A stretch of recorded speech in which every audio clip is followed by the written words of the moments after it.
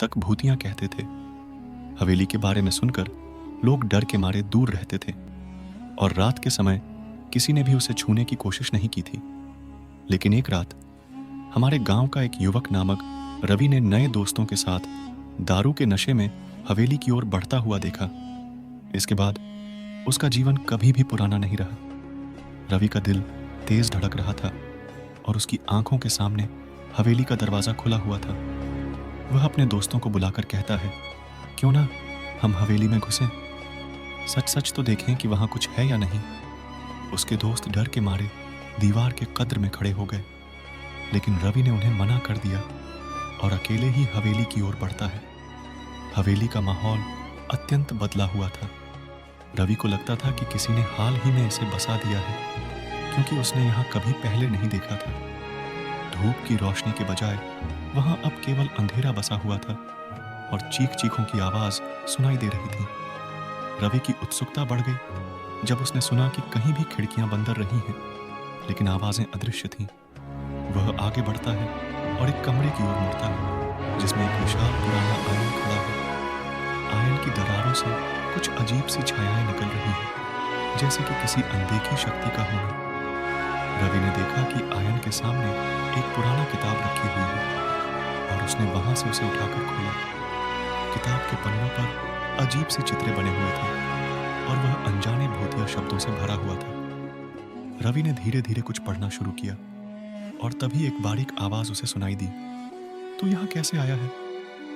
रवि बड़ी ही चौंकी हुई दृष्टि से आसपास देखने लगा, लेकिन कोई नजर नहीं आई। फिर उसने देखा कि किताब का एक छोटा सा पृष्ठ उड़ गया था और एक अनजान आंखों वाली भूतिया रूप में कोई उसके सामने खड़ा था।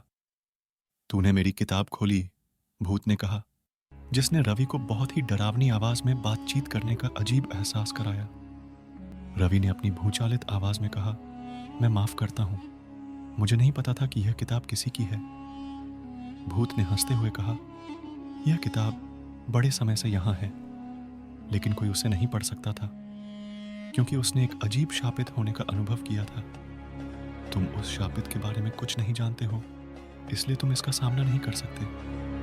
रवि ने भूत से पूछा, शापित? भूत ने कहा, कैसा शापित? जिसने इसे पढ़ा उसे एक भूत ने कुछ हफ्ते पहले देखा था और उसने उसे एक अजीब सा शापित दिया। अब वह यहाँ बंद है और उसकी आत्मा इस हवेली में फिर से सुरक्षित है। तुम जानना चाहते हो तो तुम्हें उस शापित को मुक्त करना होगा। रवि ने सोचा, समझा और फिर भूत से कहा, मैं तुम्हारी मदद करूंगा, लेकिन तुम्हें मेरी मदद करनी होगी।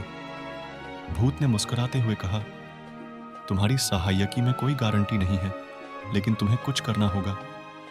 रवि ने सहमति दी और भूत ने उसे एक चरण से शुरू करने के लिए कहा। यह कहानी फिर एक रहस्यमय कार्यक्रम में बदल गई, जिसमें रवि ने हवेली के हर कोने में छुपे हुए राजों की खोज की और उन्हें सुलझाया।